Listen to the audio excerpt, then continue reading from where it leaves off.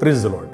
જૂના કરારમાં નિર્ગમનના પુસ્તકમાં ઇઝરાયલીઓના દુઃખ અને વિલાપને લીધે અને મિસરીઓના હાથમાંથી છોડાવવાને માટે ઈશ્વર પોતાના લોકોની મુલાકાત લે છે. અને લુક 1:68 ઈશ્વરે પોતાના લોકોની મુલાકાત લઈને તેઓનો ઉદ્ધાર કર્યો છે. પ્રભુ ઈસુનું આગમન એ હેતુપૂર્ણ છે.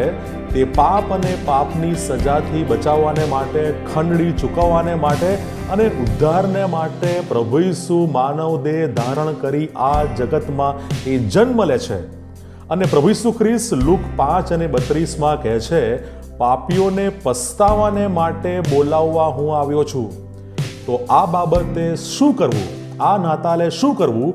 પહેલી બાબત, પ્રભુ ઈસુ ખ્રિસ્તના માનવ દેહ ધારણ કરી જન્મ લેવાના હેતુને આધીન થતા પસ્તાવો કરીએ. અને બીજી બાબત, જ્યારે ઈશ્વરે ઇઝરાયલીઓની ખબર લીધી, મુલાકાત લીધી, ત્યારે નિર્ગમન 4:31 જણાવે છે, ત્યારે તેઓએ માથા નમાવીને ભજન કર્યું.